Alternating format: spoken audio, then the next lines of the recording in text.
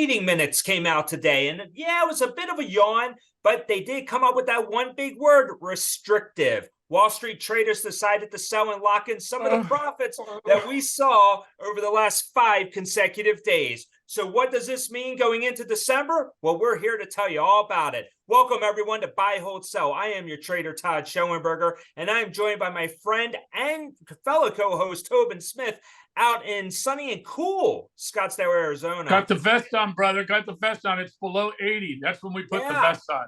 Below 80. I think it's going to dip below 70 this weekend. I was checking it out. No. I don't want to. Well, we have a very special guest with us today. Erin Gibbs. She is the Chief Investment Officer for Main Street Asset Management, and she is joining the show out of New York City. Welcome to Buy, Hold, Sell, Erin. Thank you. Glad to be here. Absolutely. Well, I know that you're optimistic on the markets. There's a lot of positivity that's out there right now on Wall Street. Do you think that what we've seen so far in November is going to carry over into December?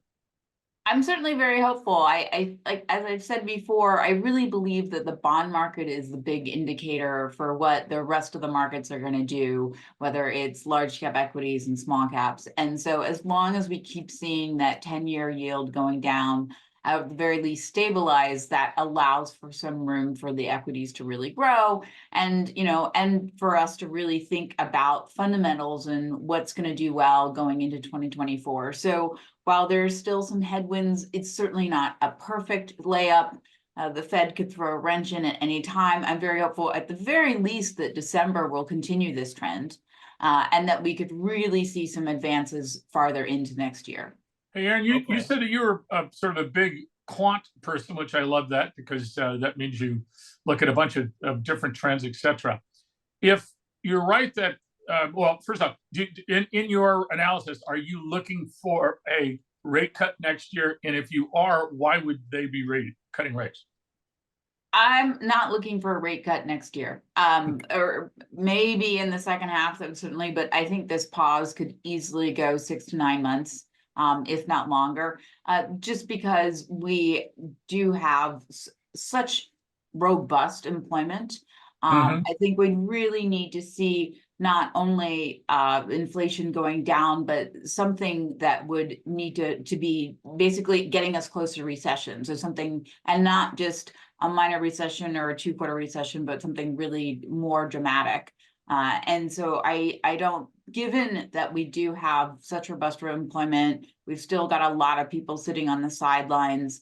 I don't see them wanting to come in and necessarily cut rates just yet, at least well into the second half. So, you're not nibbling on banks right now, the regional banks, some of these blown up guys? No, I though some of them, certainly they're just from a valuations perspective, they look great, but I think you'd want to see a little more dovishness comments from the Fed. And even though I think they did like 24 speeches in the past 2 weeks. I mean, they were just, every single person on the Fed was yapping away in the past 2 weeks. We're still not seeing that language pattern that would really say we're looking at cuts. So I think, the market needs to still process it. But for now, I think there's a lot of other opportunities, even without cuts, that could really help us. And just if the markets, not even talking about the Fed, but just simply if the bond markets start, like basically having that 2-year go down, getting rid of the inversion, reducing that 10-year, lower mortgage rates, all of this, which doesn't necessarily have to be precipitated by a Fed rate cut. These things could just happen within the markets. That alone could really push us into a good year. Yeah, I'm totally with you. Obviously, the Fed does not control the 2-year. The market controls the 2-year. Exactly. I've been so the interesting thing on the banks to me is, well, first off, let me tell you about what I use ChatGPT now. I take all the Fed speak and then I throw it into a number of those large language models, and then I ask, are they speaking like they're going to cut rates?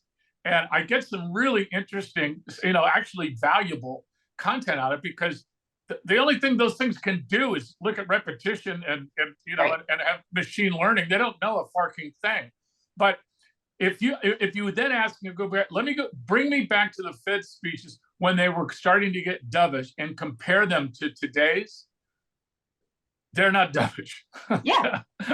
So I'm building your point, but it's fun to do it like in real time on, I use Bard more than I use ChatGPT, but because it's real time. And then I use Copilot now, the same thing. But try it because it'll. That is a really interesting use of ChatGPT, way better than just, being my editor for my weekly commentary. So Yes. that's fabulous. Or for That's a me, great tip. just writing my entire weekly commentary because it's just a lot easier. I mean, why kid I myself? try to do a first pass at least and then throw it in. Yeah, okay, I do too. I do too. There you go. So, Erin, I mean, one thing I always like to ask our guests when they come on is Powell has been very specific regarding that 2% target. Do you Right. think we'll ever hit the 2% target? And if not, then what does that do as far as credibility for the Fed?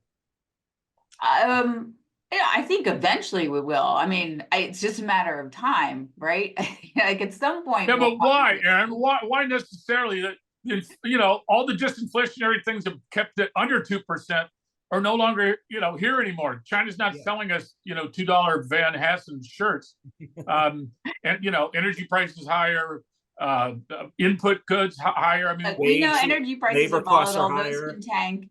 And we said, remember, this is just raising prices. Look, if global growth slows, it could easily go down to 2%. I think that, these are cycles, and saying that we'll never see 2% in our lifetime, it means that you don't think you're going to live very long. I like that. I think it's just really, for me, it's more a matter of time. And look, they may adjust it. They may say, look, 2.5 is close enough.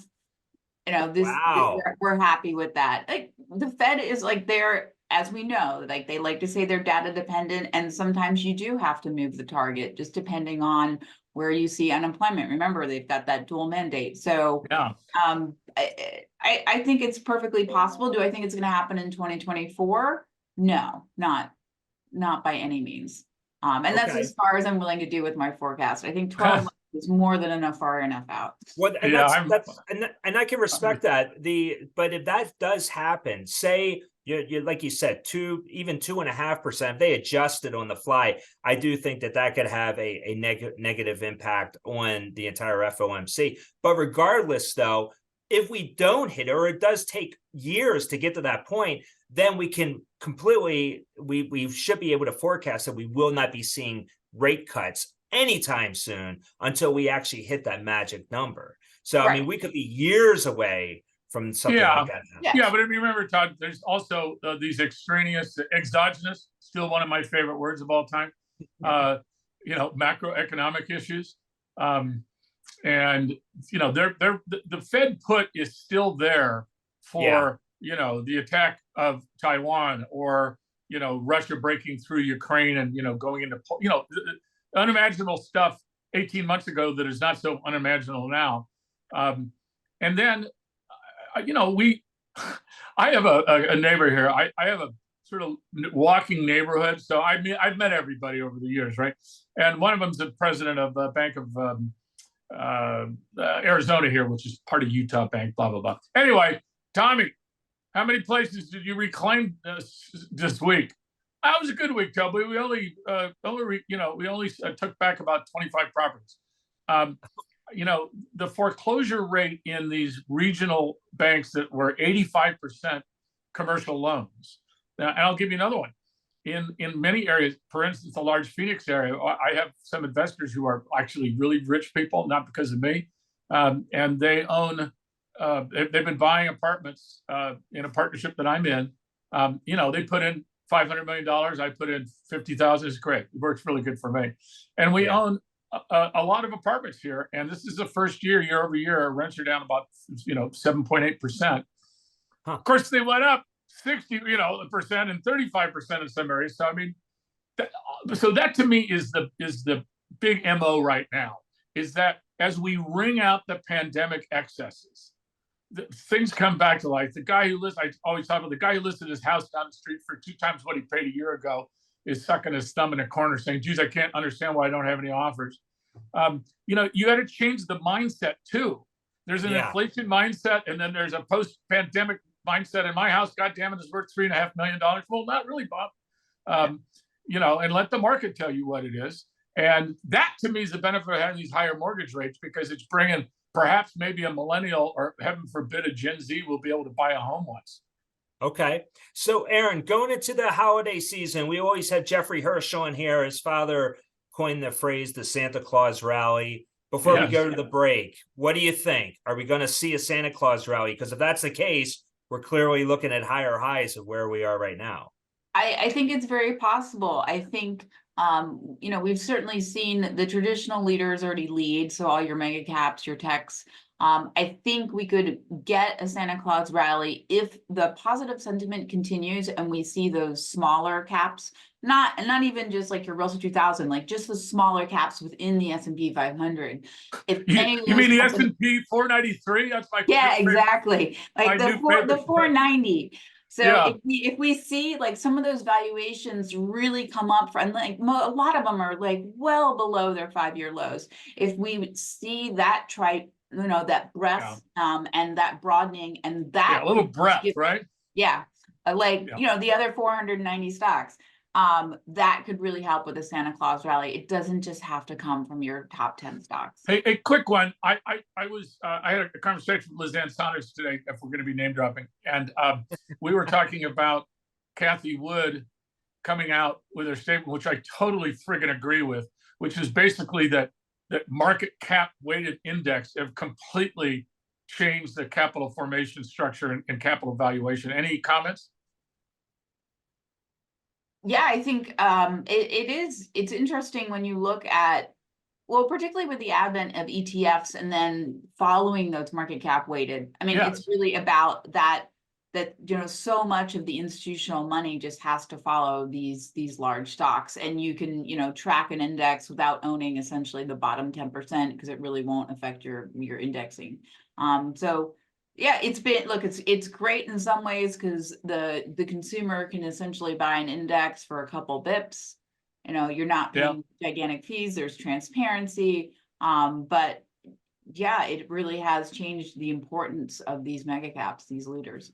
Well, the thing that gets me is I always run every day, the equal weighted S&P, the equal weighted NASDAQ, and then the QQQ and the S&P 500. And as long as the magnificent, let's call it 10, I think it's a good point. I still don't count Apple, love Apple. It's just that it, for a variety of reasons, is not growing anywhere near what it used to. But when I look at it every day, basically I say, listen, if the QQQ, the weighted, is over the non-weighted QQQ, then I'm long not only QQQ, but I'm long futures, I'm long options with it. I'm juicing that, because when you go back over the last 4 years, 10 years, et cetera, every time the market caps stay above just the equal cap, that means it's hoovering up the marginal buyers. The marginal buyer, the person who's the price indifferent buyer, is buying those things because they're going up. They don't care if it's QQQ or FYZ, but their automatic system, their robots, their quant system, whatever, says, we're buying momentum until it doesn't work. Yeah, okay. Well, I think fortunately, that offers opportunities that if you're willing to be a little contrarian, and when you look at some of the extremes, because right now between the S&P market index and then the equal weight, there's like a 12% spread on year-to-date returns. And, you just have to go back historically and say, hey, when there's 12% difference, like there's a misprice, and that, gets resolved. And it may be, 2 months down the road, it may be 3 months down the road, but it may still, never fully recover for another year and a half.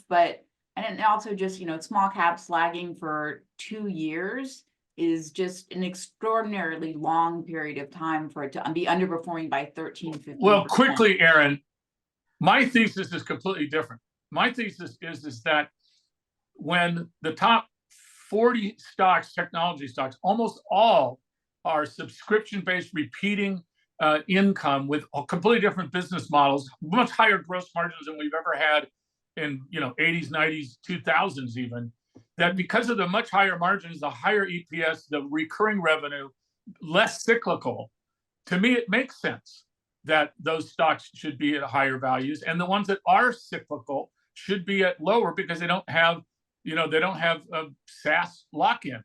You can't just stop your service now or your sales force tomorrow and when you have 5,500 employees on it. I agree to a certain extent, but then that doesn't necessarily make sense, because you can have smaller companies that have similar margins, similar type of revenue streams, that are small caps, just smaller growth companies, and it's just because growth is being discounted because of the interest rates. And so that's where I'm saying that there are opportunities. I'm not saying buy poor quality companies, or that you necessarily need to be sticking with dividend-based value stocks, but I think that there are really dispersions, because right now investors are so concerned about quality, and for them, or at least right now, quality is these mega cap names. Yeah. These big names that that you feel comfortable with, whereas there are high quality companies out there that just aren't as well known, and that's where it presents an opportunity. All right, well, maybe you'll give us a few. Well, hold on. Before we get into that, let's leave it there on this block, because we'll tease that for the next block. There you go, Todd. I'm just giving you a layup. I love it. That was an alley-oop. Absolutely. So coming up next, after the break, we are going to be asking Erin about her favorite picks, or also we'll talk about her favorite sectors, and maybe it's some other great surprises. So you definitely want to stay with us. So with us today, Erin Gibbs. She is the CIO at Main Street Asset Management out of New York City, and we'll be right back after the break. Buy, hold, sell, brought to you by CrossCheck Management. Girl, it's been way too long. I got to get back in my zone. Hey. Hey. Hey. All right. Come on. 3, 2, 1. I'm feeling too good to be cooped up. Hey, ladies, don't we look good? We came to have a good time, baby. I'm feeling too good to be cooped up. Me and all of my girls, we gon' tear it up. What does it mean to be a leader? It's taking my first solo flight. At the University of North Dakota, we lead our own way.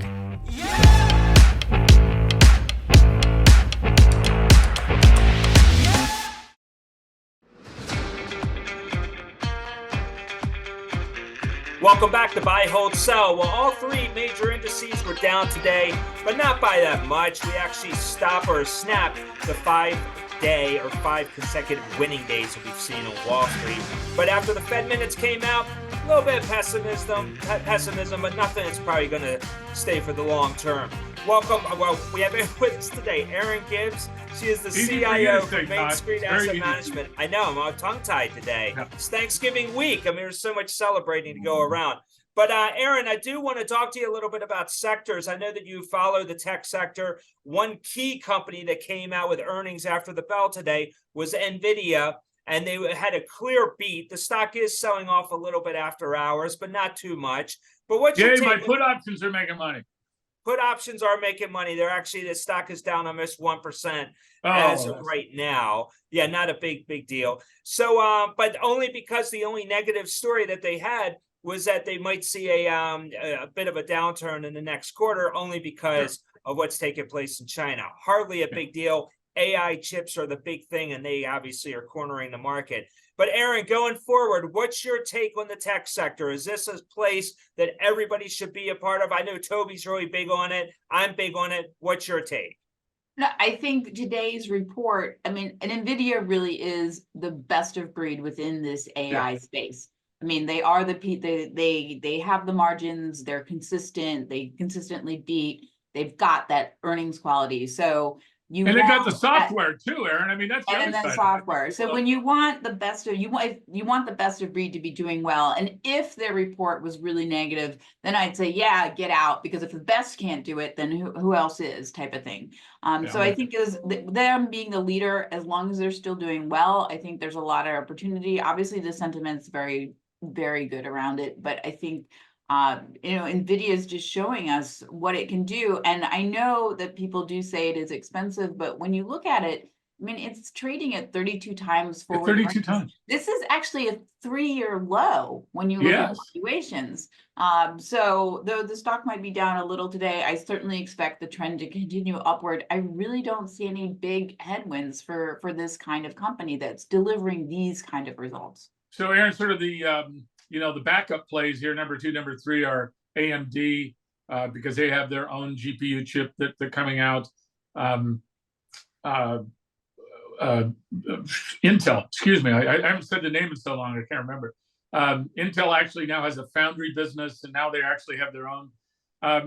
It feels to me that when we talk with the big hyperscalers, that they didn't have any choice for 18 months. The NVIDIA chip, because it had the CUDA software system, if you didn't have it, you didn't have hyperscaler. So it looks to me like we own AMD, we own Intel for a variety of reasons, but we really own Taiwan Semiconductor because they make all those chips, and the more we get in there, and then the other threat, I guess, against GPUs is that larger companies are starting to say, hey, if we're going to do all this work on the GPU on the front end of that LLM, that's where it gets so expensive.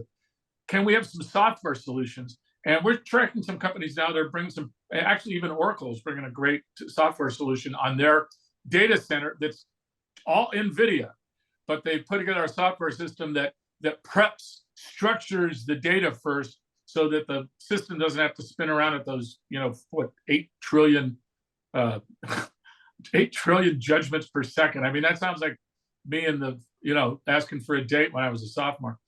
But the idea that software now has to come in and take some of the load off these GPUs, to me, is getting pretty interesting. Okay. Yeah, look, your fundamental knowledge is way, like I said, I'm more of a quant, so I can talk more about your balance sheets and ROIs and relative value types of things. I think that insight is phenomenal, but it's, like I said, I really use NVIDIA as that leading indicator of the space and where the bar is set for the rest of the Well, how about SMCI, for instance, the biggest NVIDIA buyer? They're the ones who build the supercomputer racks that they sell about 150 a week that go into all the data centers. Have you looked at that company? No, not yet. Great numbers, great valuation, great growth, great margins. That's our second biggest position because I'm talking my book here. But it, there's a reason why. But you talk about valuation, on a forward valuation is an 18 PE. I mean, that's phenomenal. I mean, that's lower than the index. Yeah, exactly. For me, that's I'd have to say I just checked their balance sheet. You're always worried about debt. But as long as you've got those margins and that cash flow, like that's exactly what you want when you're looking for, a new company coming in. Well, I'll give you an anecdote. I flew into San Jose and drove to a client in Fremont. And as I'm going down that 118 or up the 118 freeway, every damn building going from San Jose all the way into Fremont was an SMCI building. I had never seen. I remember when Apple during the day you'd drive through, Cupertino, and you'd see Apple, schmapple. But this was SMCI everywhere. They added 150,000 square feet in the last year because of demand. I like that stuff. Bloomberg's just reporting right now that they are preparing their San Francisco offices for OpenAI employees. So it remains to be seen how many people actually jump ship and go over to Microsoft. But Erin, let's pivot out of this though on the tech side, because I know you're a fan of tech. But what other sectors are you a big fan of? So I really like some of the specialty retailers going into Christmas, the Santa Claus rally as we get into it. And this is really mostly has to do with valuation bases.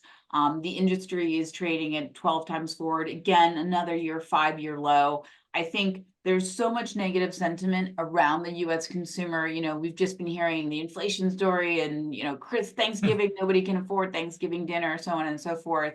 These guys are getting hit. It's not that every single stock in the space is a winner. Definitely, the home builders, the Lowe's, the Home Depot, not your winners. Those correct. But I think some of the qualities like your off-price discounters, like your Ross stores, your TJ Maxx, some of your apparels that really have a unique brand, great cash flows, like your Lululemon, your Deckers who sells Uggs. I think that we have seen the strength of this U.S. consumer. We actually do know they have been willing to spend. And I think also, as long as there is this freeze within the housing market, because people are locked in, you're seeing younger people locked out from houses, they are still spending their money. Yep. And we are seeing that some of it is actually going towards not just experiences, but apparel and stuff. They're buying stuff again. And so I think that underestimating the US consumer has generally been a poor decision and often has gone the wrong way. And so I think that's one area, and just those are some of my picks that specialty retail could do really well for the next month, even into the next quarter. Now, you know that Deckers also makes the Hoka shoe. Oh, right, and the Hoka shoes, yes. And the Hoka shoe is the hottest shoe, on the market. Based on my early morning runs, what do I got on here? I have my AFCIs. The Hoka's kicking my ass. I see more Hokas out there and my wife will only wear the Hokas. I didn't realize until about 6 months ago that Decker was the one who brought them out. So I'm with you on that. They should really rebrand their name, but yeah, it sounds you have hokey, to mention it? like all the brands, like, oh yeah, they make that too. So, but Yeah.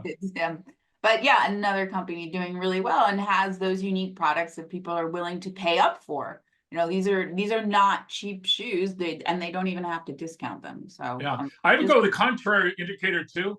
On our Discord trading room, I have a couple of real know-it-all guys who I love, but they're know-it-alls.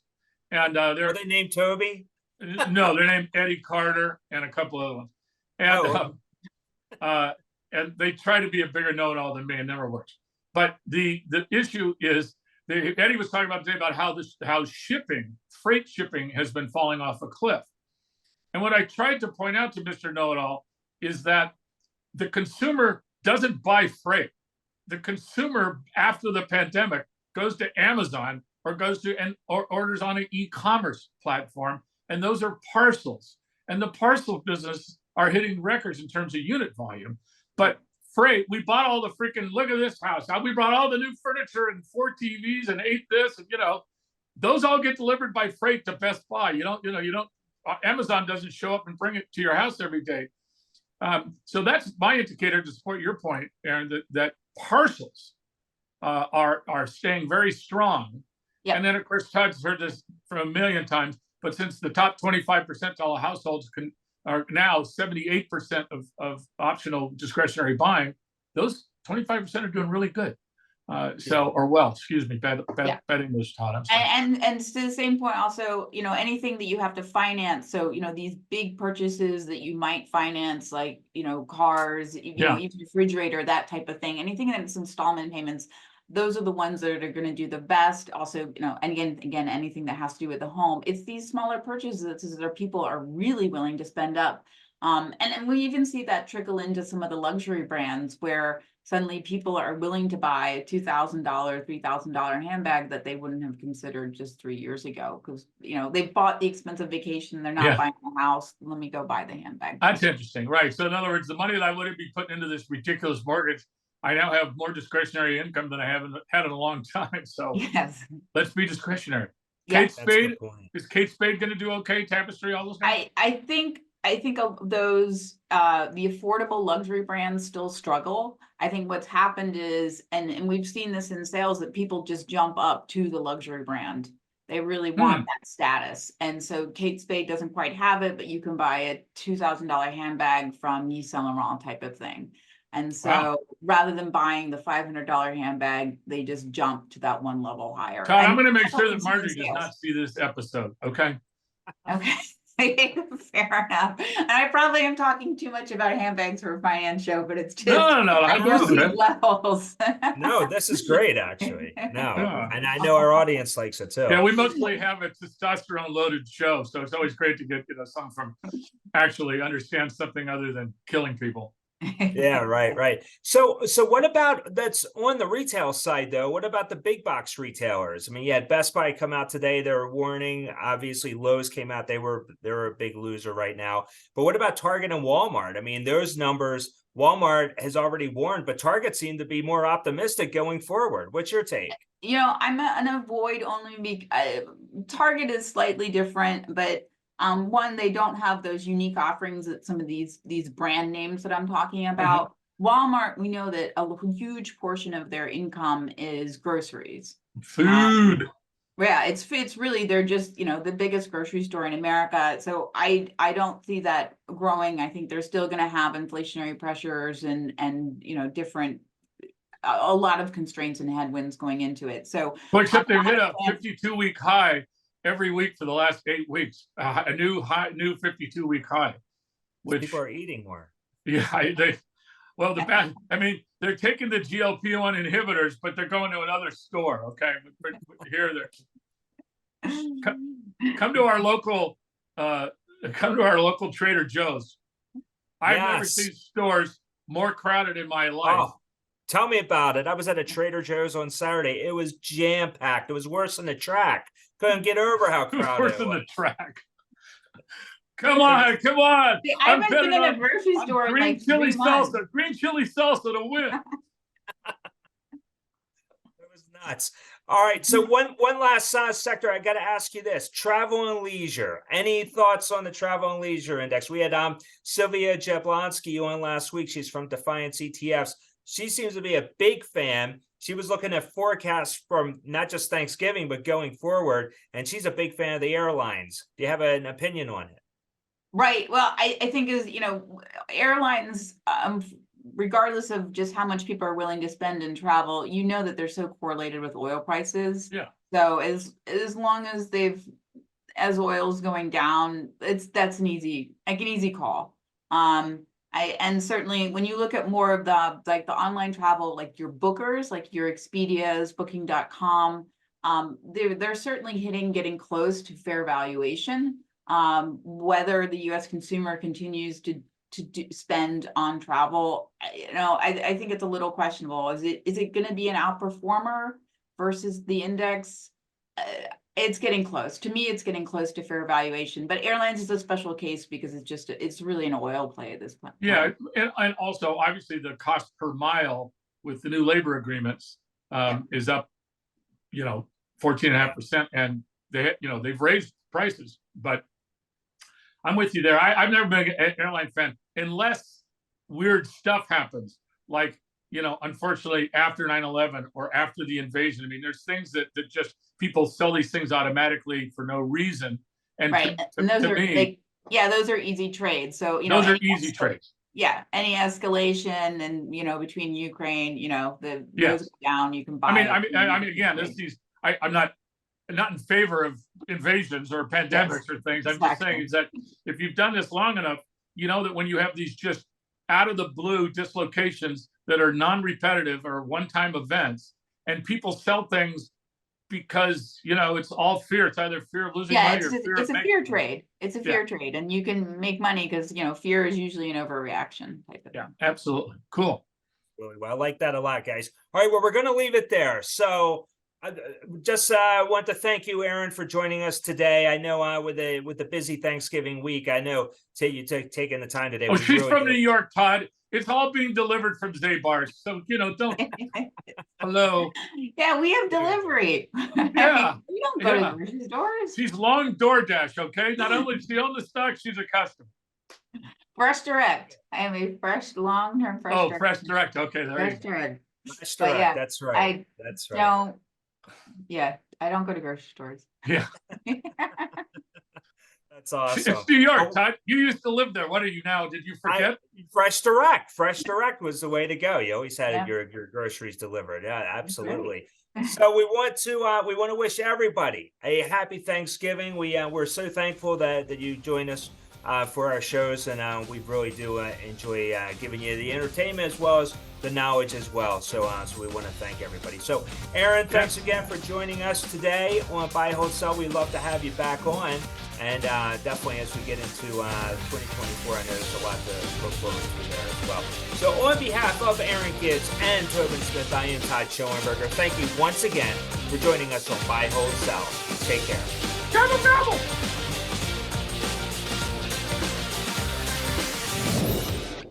Buy, Hold, Sell, brought to you by CrossCheck Management. If you like Buy, Hold, Sell Live, be sure to smash the like button.